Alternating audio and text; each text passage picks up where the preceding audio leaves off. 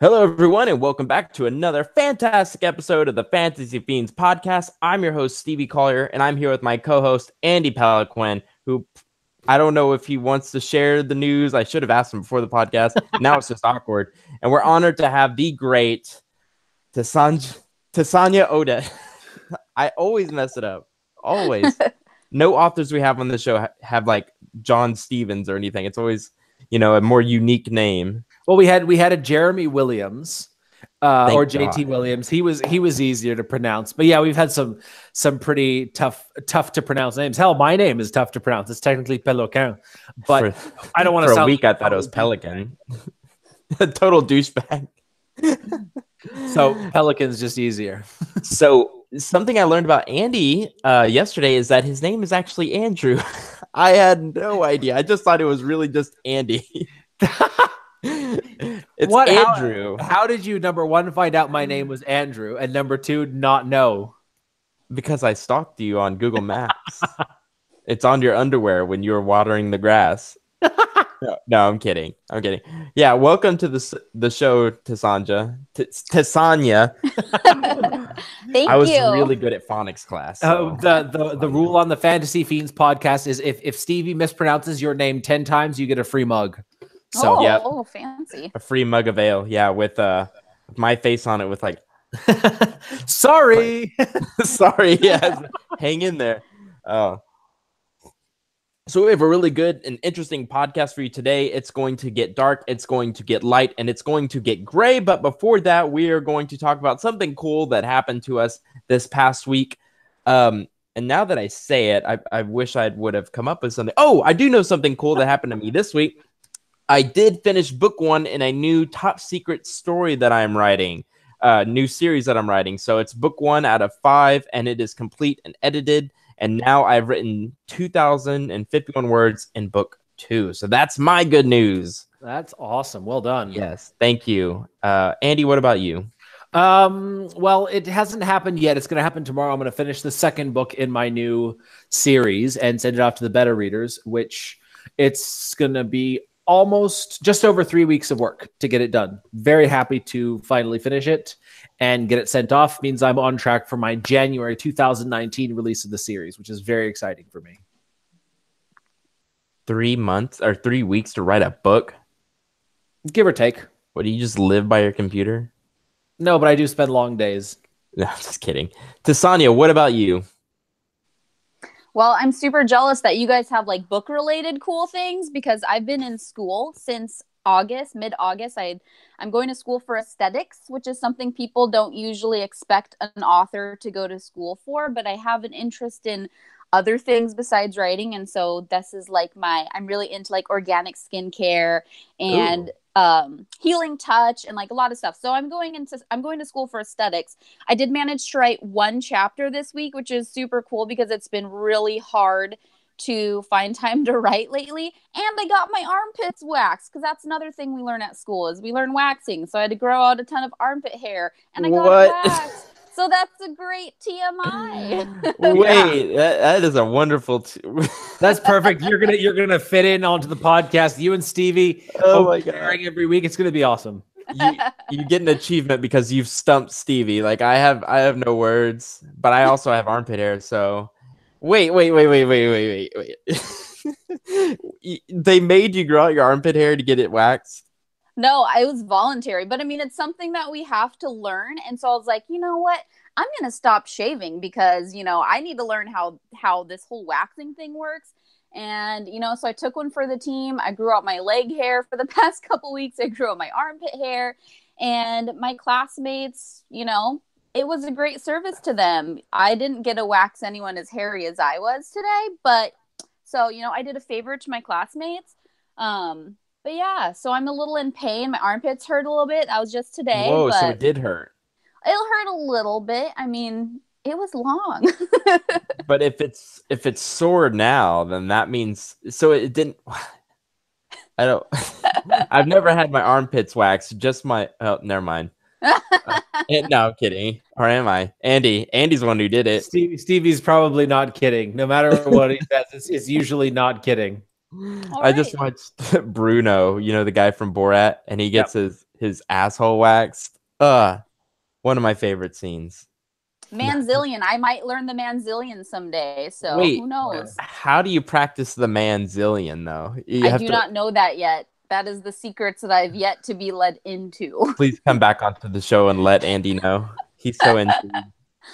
Well, that is don't know what to say. Love it. Love it. This podcast is off to a great start.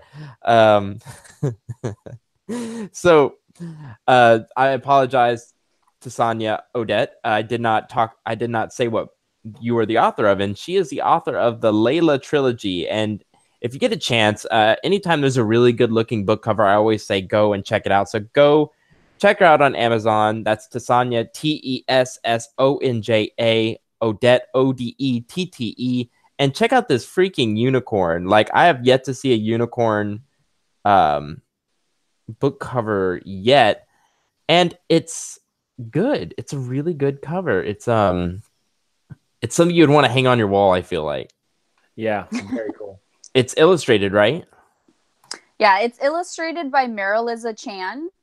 She's done Elise Kova. I think she's done like a Lindsay Baroker cover. She's done some really cool ones. Yeah, her art is amazing. And so I had her do my first 2, and I'll be having her do my 3rd.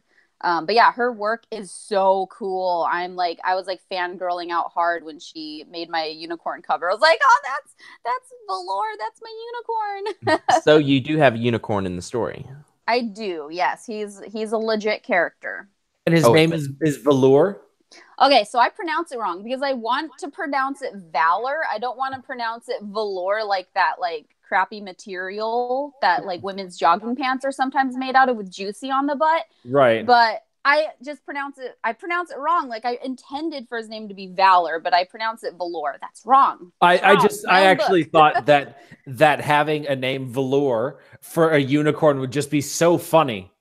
You know, like calling a dragon like Boots or something, just something so opposite of what you'd expect. You know, this majestic creature named Valor, just this soft, shitty material. It would just be such a funny name. I like doing weird things like that.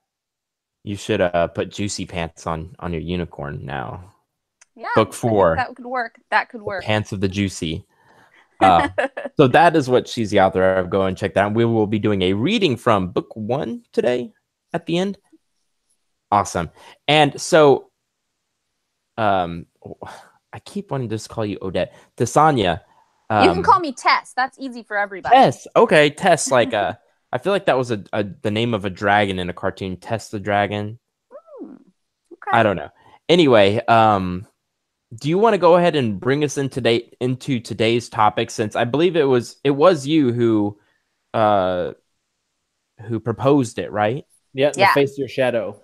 Yeah. Is this something you've studied before or researched, or is it a element in your book? So it's a little bit of both. It's a huge element in my books. It's also something that I've been working on through like personal growth. So it's one of these really cool topics that I, because it was something I was dealing with like in real life, it was something that just naturally showed up in my books, and it became unintentionally like a huge theme of the books, and is like a little bit more obviously a theme for my main female character in the 3rd book. But Facing Your Shadow, like where I'm relating to it now, has a lot to do with what's called shadow work. And that was like a really big thing. That's like Carl Jung wrote about it a lot. And it's kind of has to do with, instead of this whole like good versus evil, and you vanquish evil and everything's good, and and in relating it a little bit more to like regular life, there's that whole like that positive thinking thing, and that person especially in like the personal development world or the spiritual world, like meditating and like thinking positive. And I feel like there's this place that a lot of people get to where they think, you start to learn how to be, a more optimistic person, having a stronger, more positive mindset. And then you have this really bad day. You're like, you become this like, oh, everything's so great. And then, my life is so awesome now that I've learned to meditate, now that I don't hate or judge people. Then you have a bad day and you start hating and judging people, and you want to punch people when you're in the car. And you start thinking, well, how do I get out of this? You want to ignore that because like, oh, that's bad. I've learned that that's bad now. And so you push it away and it doesn't go away and it festers. And so the idea of shadow work or facing your shadow is to kind of bring it out into the light. So instead of saying like, oh, that's not me. I'm not a judgy person. I'm not a bad person. I don't have that aspect of me anymore. I'm above that. You face it and you bring it out into the light, and the theory behind it is that helps it dissipate faster, or it helps you like grow from it or move on from it. So it's about like integrating all aspects of yourself and not seeing the parts of you that are maybe the shadow aspects or the more negative aspects as like this dark bad thing. It's just a piece of you, and acknowledging it and bringing it into the light is kind of a way to make it less of this like evil dragon that's lurking over your shoulder. It's more of like, oh, this is just a real thing. It's a part of me. Whatever.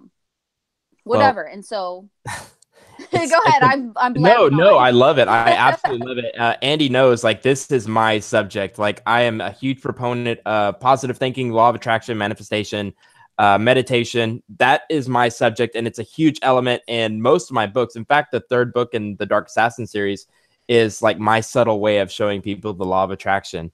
And Andy's like, oh, he's not gonna shut up now. What you said about, you have a bad day and you feel like you're supposed to suppress it because you're supposed to be this good person all the time.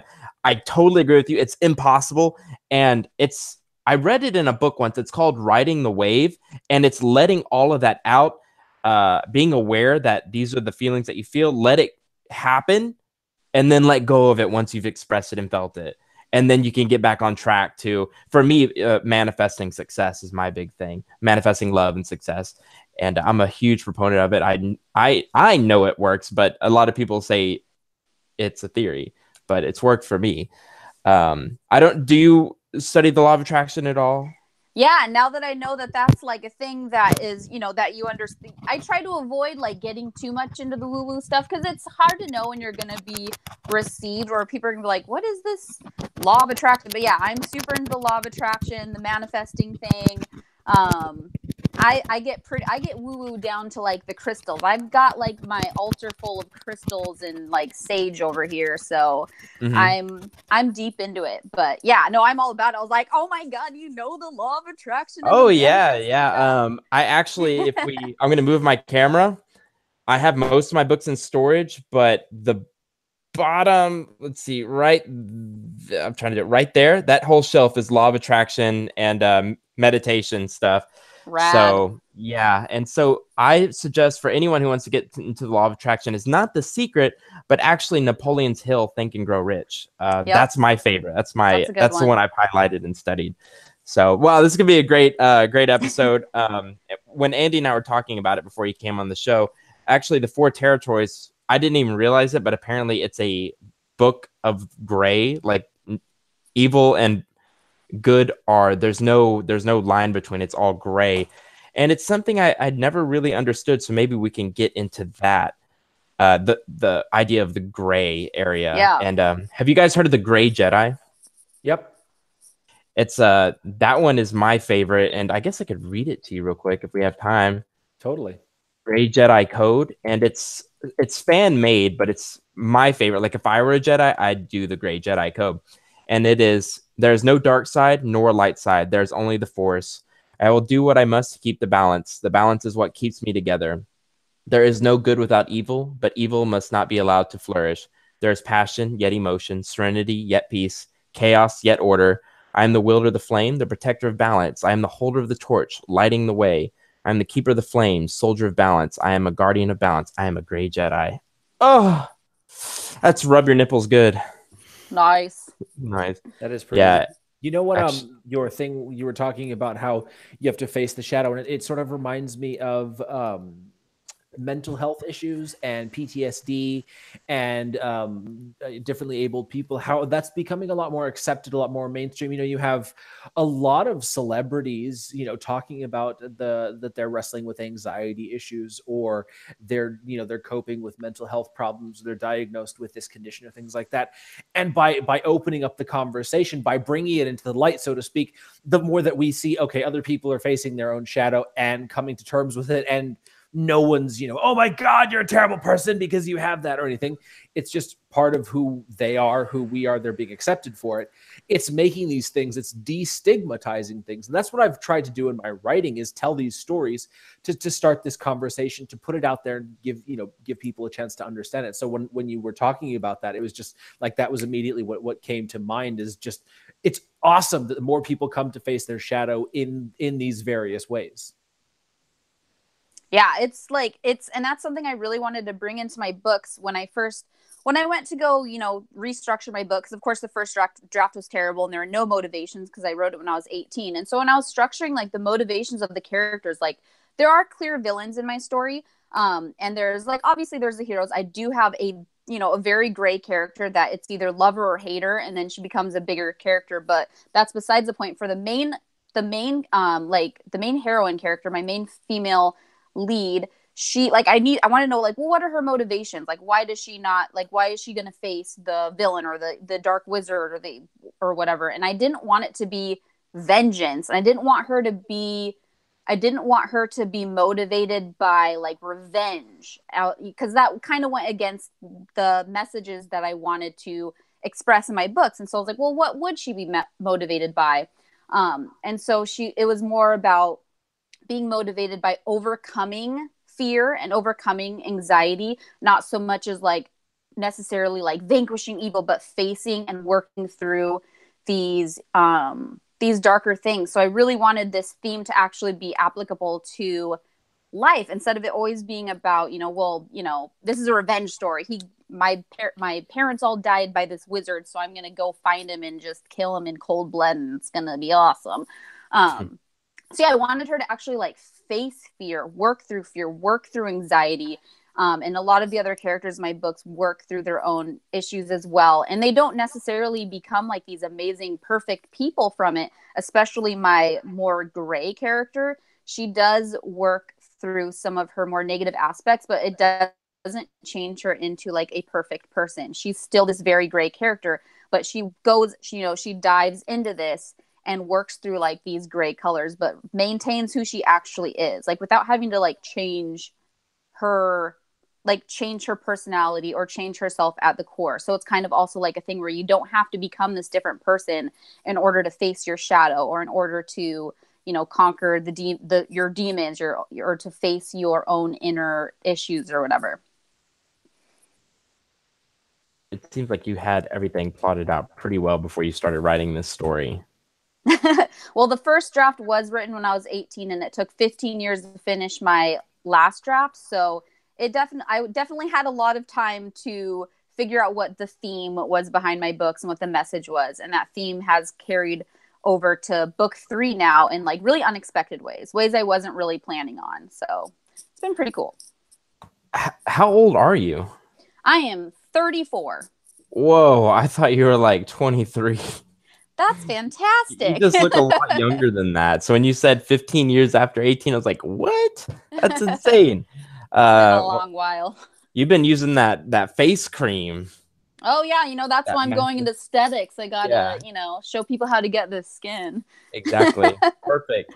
So I guess I don't really understand the shadowing, like the word shadowing. So are we like feeling out our feelings or expressing them? There's just so many aspects to it, because there's just like the whole play on shadow became like such a huge theme in my books, like the light versus shadow. There's just like so many ways to show it and to express it. Like, for example, I have these 2 characters that are, one of them's the villain, and then one of them is this character who's very much, you wouldn't think of her as a villain, but there's this scene where you see basically their souls without getting too into it and explaining too much. You basically see their souls, or like what is their, I call it the ethera. And in the villain, you see a lot of dark. You see a lot of dark, a lot of shadow, but there's also a tiny bit of light and maybe a little bit of blue. And then in the other character, where maybe typically you'd expect to see this glowing white soul, she has, a lot of white, but she also has some gray and a little bit of that blue. So it's like this blend of, shadow in that aspect. But there's just so many ways that the whole term of the shadow comes out, but specifically talking about shadow in terms of shadow work is it's basically just acknowledging what you would consider your shadow, which would be like your darker aspects of your personality. You're less kind of the ones that you either neglect or you want to turn your back on. For example, like being, it's like kind of like the ego. Like, especially if you're into like the manifestation stuff, you like know a lot about like the ego stuff. So it's kind of like your ego, the things that wants to be the center of attention, the part of you that really likes gossip, stuff like that. I think Dr. Wayne Dyer called it edging God out, ego. Oh, okay. So I really like that, how the ego can get in the way of manifestation. Wouldn't you say that though, like light versus shadow is like the premise of every fantasy book, like classical fantasy trope, bad versus evil? I mean, good versus evil, or am I off? Am I off? I would say. Are we talking about the antagonist is the protagonist? Like, so the villain is himself and his thoughts. I guess I'm confused on that.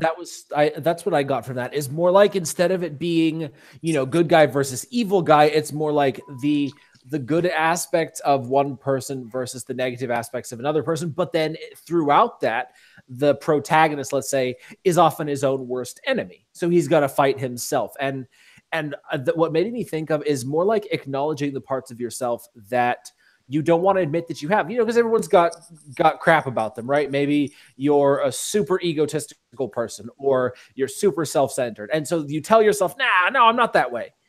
But facing the shadow is acknowledging that they are part of you, not saying, oh my God, I'm such a terrible person because I have this, but acknowledging that this is part of you, and not saying, okay, well, I'm just going to ignore it.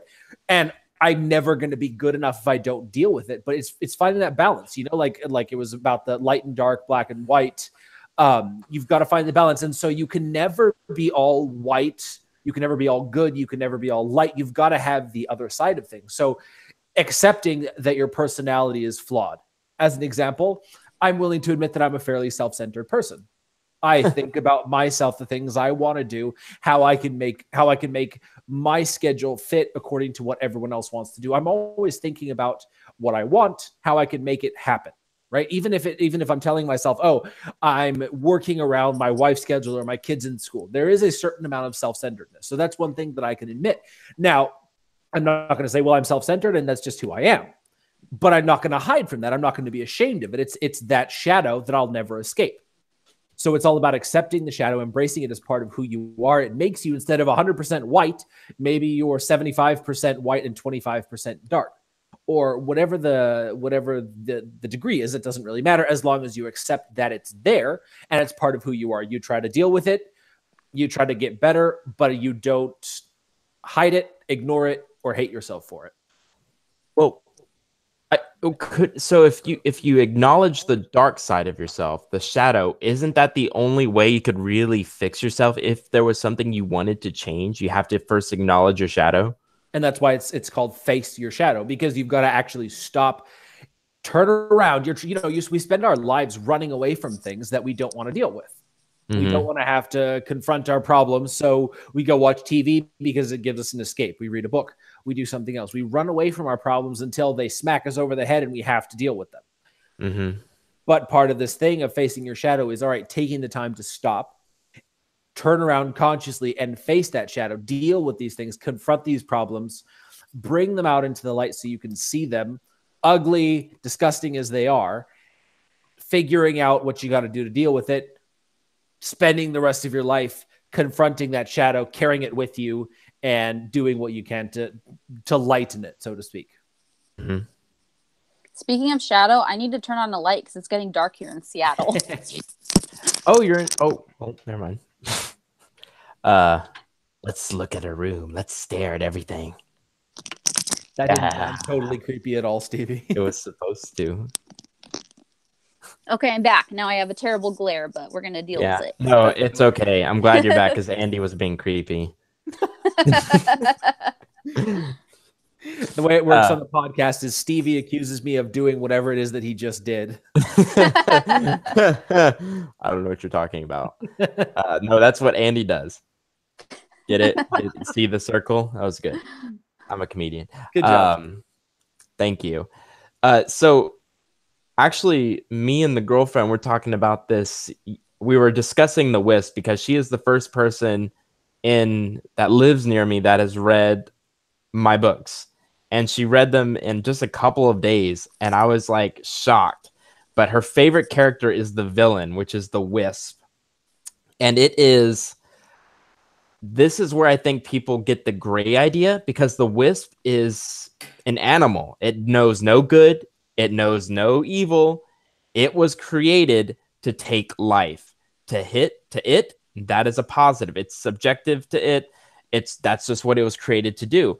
And the only time you think the Wisp is being evil is because it imitates. It's smart enough to imitate personalities of what it finds scary, and that it can manipulate these humans so that it can kill them. But besides that, it's mindless, and it doesn't know what it's doing. It just thinks it's trying to survive, and this is the only way for it to survive. So I think that might be a reason why people thought the Four Territories was a gray area. Besides that, Andy, I don't think I could really figure it out. I think they also thought something about Esh was a gray area. Well, he's an anti-hero, and for people who read more classic fantasy, pretty much anything dark fantasy, grimdark is going to be that gray fantasy, because you've got your, it's not a hero.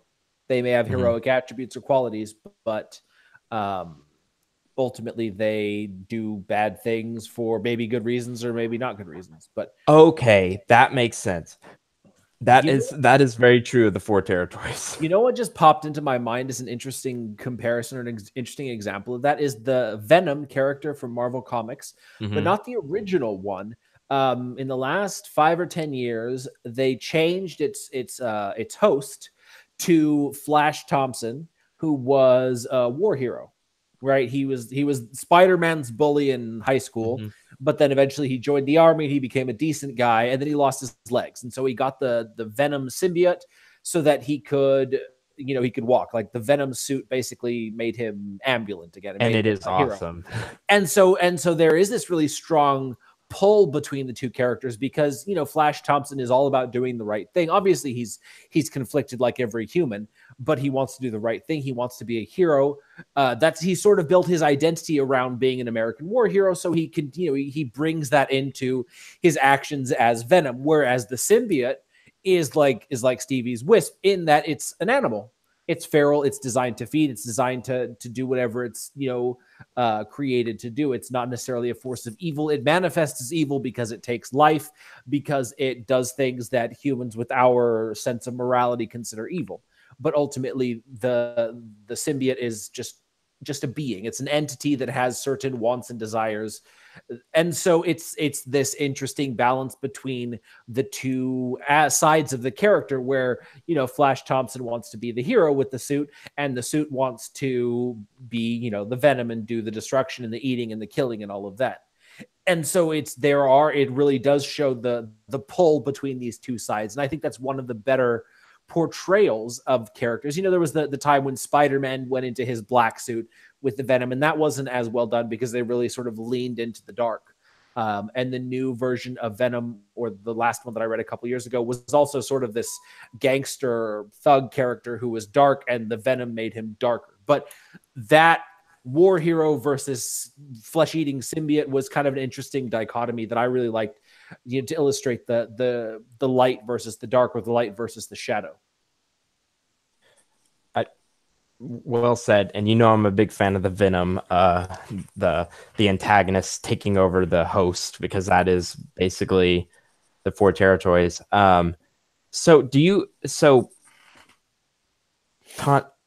Is it Tanya? I'm not saying that. Oh my god, it's Tessonja. It's Tess. You're right. I'm sorry. You're just six away from a mug. Tess, yeah, 6 away. That's actually probably accurate. Tess, do you have a character that battles these inner battles? They face these inner battles and face their dark shadows. And is your book's not dark fantasy though, is it? No, it's not. And I'm actually I like dark fantasy, and I like grimdark. I liked Game of Thrones, where there was all the great characters, but I'm actually I tend to be more obsessed with books and not really villains, but those gray characters who are in a more, a positive story.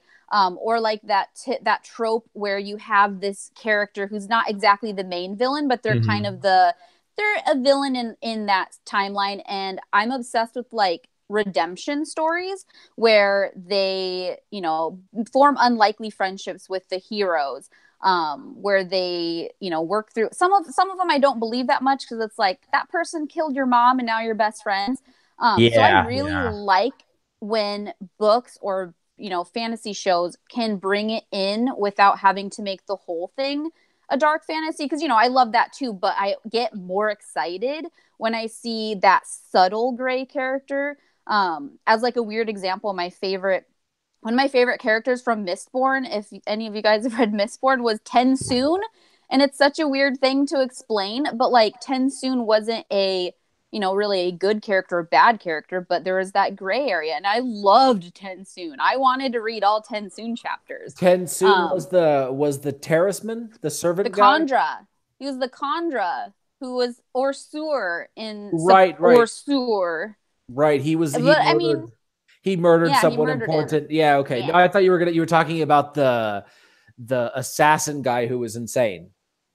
I can't remember his name. Yeah, see, there was a lot of really good examples of that gray in Mistborn, where it was it was a pretty like positive story, but there was like hints of these gray characters without them being so obviously gray. So I really got a kick out of that. I read it recently and was super obsessed. But anyways, for my own, I have one character that's that very obvious gray character. Like she starts out and she's just terrible. She's super manipulative. She's super selfish. She's spoiled. She's rich. And she later explains like why her personality is that way. So she's one of my favorite characters because I love writing from that. Like I love writing that gray area. It's a lot of fun, but I also have subtle ways of bringing that into other characters. For example, like in my magic system, my main female character, she's a magical empath. And there's this way that she gains, like her powers grow stronger when she what is called like facing her challenge. So as an empath, she naturally wants to protect others because that's like the gift of magical empathy, is that she it's really easy for her to absorb other people's feelings, to know what they're feeling. And so she's kind of attached to other people in that way. So she wants to protect them. She's always trying to protect others and not protecting herself. But her powers grow stronger when she faces her challenge, which is protecting herself. So when she actually does act selfishly and maybe use her powers to protect herself, that's when they grow stronger. And she doesn't learn that for like a little while. And so that would also apply to the villain. If he would have been able to grow stronger naturally if he would have been able to face his challenge, which he's what I call a narcissist, which is obviously a play on narcissist. So his powers are naturally going to be manipulative and selfish. But when he would be stronger naturally if he would face his challenge by using his power for, selflessness, love.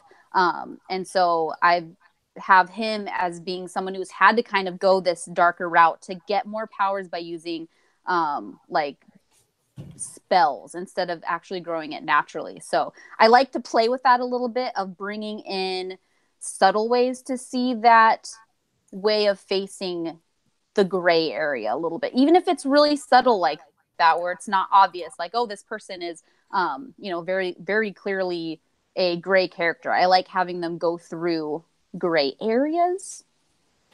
Sound like you really like complicated characters, but in a good way. In a good way, they're real. They're real characters. They're not the perfect like prince that saves that long-haired girl in the tower or whatever. It's not like that. They're real characters. They have depth, and I feel like, in my opinion, that's a big reason why to use this. I'll call it the shadow technique, because it makes when you drop the book, you're like, wow, that none of that really happened. That was just a book. Tessonja, okay, so that's my take on it. That's actually a theme in The Bloody Rose by Nicholas Eames. I just finished reading it on Sunday, and we'll be discussing the book next on Tuesday. Mhm. But that was one of the themes of each of the characters. He really delves into the characters, and he breaks down their aspects. And so throughout the book, each one of them has the chance to face their own shadow, and they come out stronger for it. And at the end, the emotional impact of each of those moments, the mirror moments or whatever, they left me feeling this is a good story. And I think that's exactly what readers feel when it's done right. Is there, you see the dark and the light in each person, and then obviously because they're the protagonists, you want them to go to the light, but it's the battle that makes it all the better when it's actually won. You didn't give anything away, did you? No. Good, because I haven't read it yet. I told you yesterday I was going to read it, but I haven't. Are you? Yeah, and I kind of could see it a little bit in Kings of the Wild. Well, maybe I couldn't.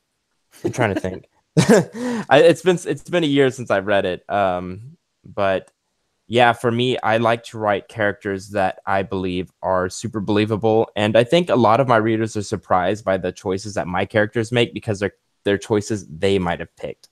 Greedy decisions, I really am a fan of the greedy decisions and natural human tendencies. Like I just wrote a chapter where this kid who's naive is in mortal danger, but when the person tells him his name, it's a stupid name, and he laughs and he almost gets killed for it.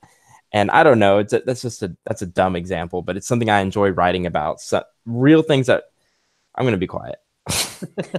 I'm going off into a tangent now, which you get another mug for if I do twice. Yeah. Andy, do you want to get to the story? Actually, do some reading. Totally. Okay. Any finishing thoughts on this? Tess, anything? That pause there was me trying to remember your name.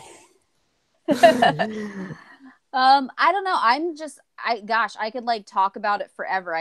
But I'm such a crazy talker that I'll just talk, and it won't make any sense to anybody because I'll just be like, let me talk about it forever. But that sounds familiar, yeah, Andy. That's a perfect example. Stevie accusing me of doing what he does.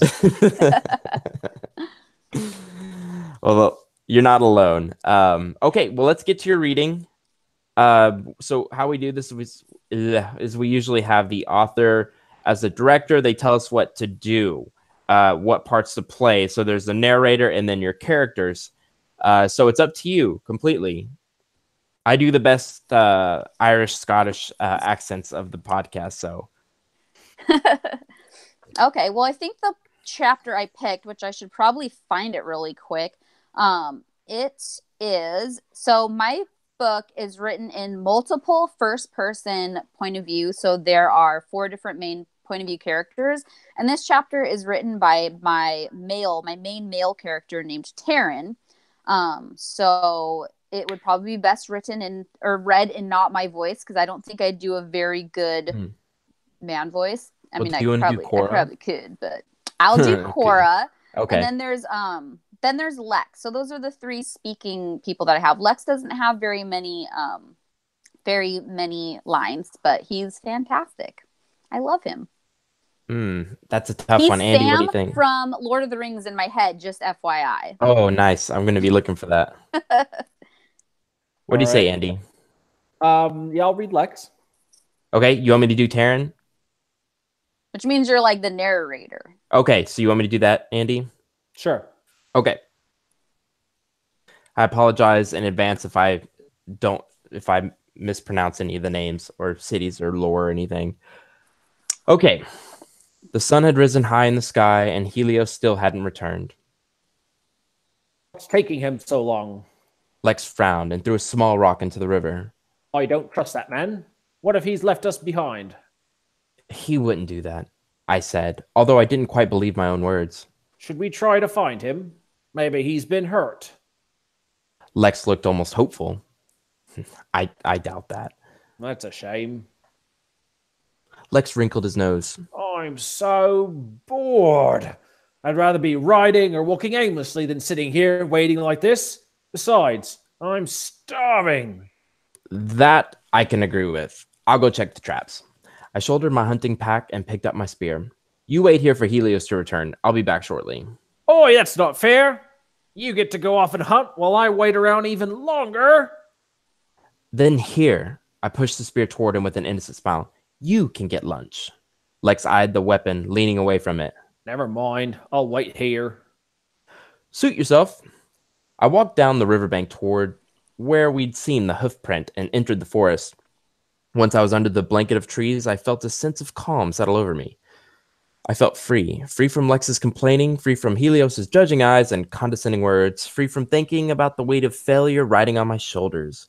Luckily, 2 of our traps had been successful, and before long, I had 2 large hares strung over my shoulder. I was on my way back to Lex and our horses when I got the uneasy feeling I'd lost my sense of direction. Relying on Helios so much had made me careless. I just have to find the river. I checked the position of the sun and adjusted my direction. I followed what I thought looked like a familiar path, relieved when I heard rushing water. But as the sound grew nearer, I knew something was wrong. Too gentle to be a river. Moments later, a small stream came into view. My shoulders slumped. Perhaps the stream is running from the river. I looked to my left. Or perhaps it's running to it. I looked to my right and froze. My eyes had to be deceiving me. I blinked once, twice, but no matter how I tried to clear my vision, there was no denying what I saw downstream. There stood a large white unicorn, staring at me with unblinking eyes the color of chestnuts. It was the most beautiful, yet terrifying thing I've ever seen in my life.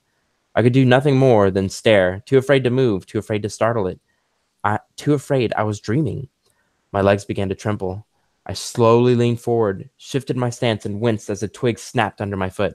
I held my breath as I waited for the unicorn to dart away. However, it continued to look at me, and then lowered its head to drink in the stream. Sweat beaded at my neck, and my muscles quivered with excitement. This was the moment I'd been waiting for. The moment I was starting to doubt would ever happen. I'd found a unicorn. Not even Helios had managed to do that. The spear felt suddenly heavy in my hand, and I remembered what I was supposed to do next. Lift, throw, kill. The thought made my stomach churn as I imagined throwing the spear into the beautiful creature's hide. But this is what I came here to do. I cannot let this opportunity pass. I must try. I took 3 deep breaths and then once again shifted my feet. The unicorn didn't even flinch. Keeping my eyes fixed on the creature, I slipped the 2 hairs from my shoulder and raised my spear. Still, the unicorn remained unperturbed. I pulled my arm back, preparing to throw. My muscles tensed, sweat dripped down my forehead and into my eyes. I knew what needed to be done, but my body wouldn't respond. I can't do this. Something stung my neck and I flinched, dropping my spear to the ground. I hissed, slapped my palm to the stinging pain, and felt something wet and warm dripping from my neck. I turned and saw an arrow protruding from the tree behind. Before I could fully turn around, I felt the sharp tip of something pressed against the other side of my neck. Without moving my head, I looked out of the corner of my eye and saw a blurry figure standing next to me. Who are you? An angry voice demanded. I slowly raised my hands, opening my palms in surrender as I carefully shifted to face my opponent. My eyes widened as I found myself confronted by a young woman. She was at least a head shorter than me, with fierce, dark eyes and wild, brown tangles of hair escaping the hood of her cloak. She had a bow over her shoulder and a knife just inches from my neck. I said, who are you? She leaned forward until the tip of the knife was once again against my skin. Girl or no, she was serious. Taryn. I tried to move my head as little as possible as I formed my words. Who do you work for? No one. You lie. Who sent you here to hunt the unicorns? My words were getting increasingly more difficult to find. Marello. She cocked her head. So why did this Marillo send you to hunt them? It's what she chose as the object of the quest. She demanded 1 horn, 1 pelt, and 1 pet. I tried to keep my voice from shaking, but at that point, every part of me was quivering. I felt the tip of her knife draw back slightly, giving me a chance to let out a deep breath as the girl's face twisted with confusion. Who is Marillo? Where does she come from? Why do you work for her? Marillo, Princess of Soleil, I said in a rush. I'm competing for her hand. To win, I must complete her quest. Who did you say you were? Taryn. Prince Terran of Mina.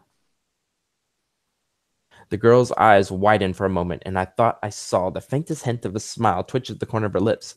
She lowered her knife a few inches and eyed me from head to toe. I eyed her back, trying my best to steady my ragged breath. Before I could consider relaxing, she thrust the tip of her knife right back under my chin. You tried to kill my friend, you idiot. I would never try to kill your friend. Honestly, I would kill anyone. I wouldn't kill anyone. Then what exactly were you attempting to do with that spear? Tickle him with it? She nodded in the direction where the unicorn had stood. No, well, at first but I couldn't, and wait, your friend? The unicorn? She raised an eyebrow. You really have no idea what you're doing, do you?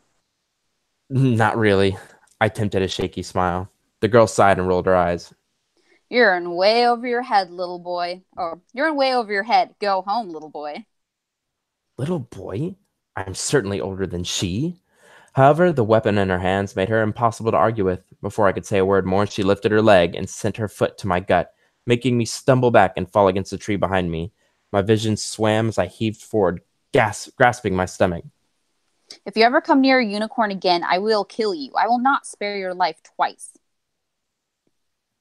She now stood a good 20 paces away. My mouth hung open with the realization that I had been bested by a girl. How will I finish the quest? I muttered to myself, realizing too late that I had said the words out loud. I don't care, she said with a sneer. The girl turned to leave, but then paused. Before I knew what was happening, she removed her bow from her shoulder, nocked an arrow, and sent it soaring straight at me. I shuddered as it struck the tree directly above my head. The tree was now riddled with 2 arrows that had nearly been the death of me. And don't follow me. My breath came out in ragged gasps. Good aim. How do you know I didn't miss? The girl eyed me with one final glare and then stormed away, leaving me to stew in my humiliation. Oh, I like this girl. She's going to be a fun character. She is sassy. Oh, yeah, she's feisty. Oh, I bet they fall in love. Terran and the unicorn, that is. Oh, yeah. Yeah, that's a theme for another podcast. Yeah. Yeah. Well, that was awesome. That was really well done, and I really enjoyed it. We've had a lot of good stories in a row on the Fantasy Fiends podcast, I feel. Yeah. So, because when I lose myself in the story, I know it's been good. So Nice. And who was the character? Do we meet the character in the story that battles his or her shadows? So that's not the character who's exactly the because I have one female who's like the gray female, the really like she's the super sassy one. She's sassy and selfish. Cora is sassy in a protective way, so even that is her facing her shadow. She has to learn to open her heart to people because she's been living like in the woods with this group of reclusive people called the Forest People. And so when she meets Terran, obviously they have met now, and obviously their stories are joined now. And at first it's really hard for her to open up. You see in that scene where she's like really sassy with him, and she, she's very strong, but that's not even her at her core. She's sensitive. She has anxiety. She has fear.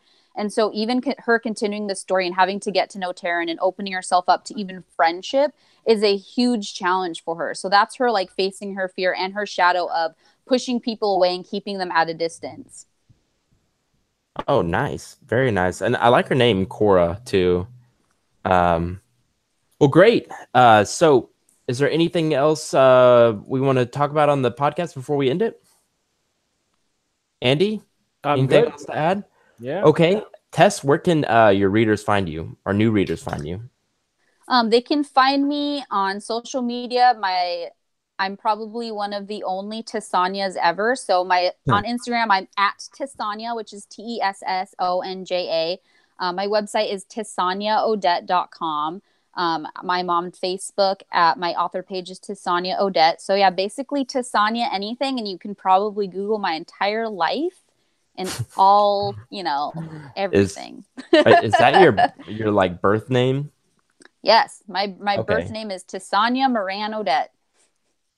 I love it. Very unique. In fact, you should actually write you can't do that because it's your author name. I was going to say, if you like did one of because a lot of female authors, they take male names, or they, do the initial thing. You could have written your name into a story book, because it sounds fantastical in my opinion. But like me, people just Initials. no, Tessonja Odette. Yeah. It sounds like a fantasy name. I like it. Oh, I've never heard Yeah. that. But I'm I pretty can sure see people that. would call you Tessonja or your character Yeah. Tessonja, because I would.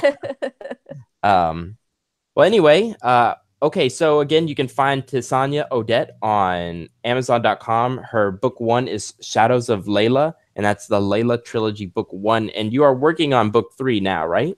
I am. Yeah. Book 2 took super fast. It was so fast to write compared to the 15 years of book 1. Book 2 took like a few months, but book 3, I'm in school now, so it's going to take a lot Yeah. longer than 3 months, but I'm working on that one. Well, that's good that you're keeping up with it. Yeah. Yeah, because writing's hard, no matter how you look at it. Even for Mhm. people who do it full time, it is difficult, and it just destroys your brain after you're done. You walk around Oh, like a yeah. zombie. I'm speaking for myself.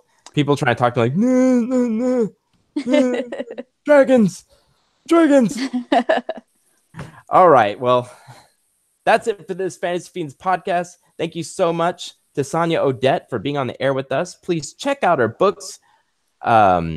Next week, we are doing Tuesday with Nicholas Eames, the author of the best-selling novel, The Bloody Rose, which is now at Barnes & Noble near you. Wow, I should get paid.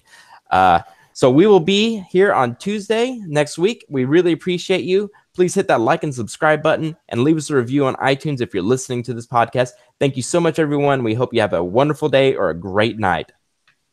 Goodbye.